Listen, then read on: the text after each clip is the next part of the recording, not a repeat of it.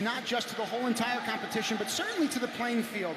It's one thing to be proud of your own nation, but then to also collaborate and compete alongside two other nations, both of which they have not yet competed alongside. That's very impressive to watch. Wow, this Blue Alliance is racking up these top-level reuse points. It looks like one of their robots is sitting along the side of the barge, and just they've found that sweet spot. They're able to shoot consistently one after another, getting those points. I was going to say, thankfully, in that last shot, you at least saw the game clock. It looked like it was at 50 seconds. Even though those of you viewing at home cannot see how much time there is, you can at least use your other senses to hear that horn. That horn indicates that there are 30 seconds left. And now, finally, we're back up and running. It looks like the Red Collection crew is off to a very healthy lead, looking to build on it now.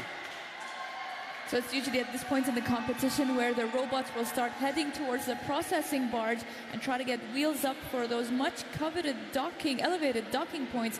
You get 20 points apiece for every robot that you can manage to hang off that barge.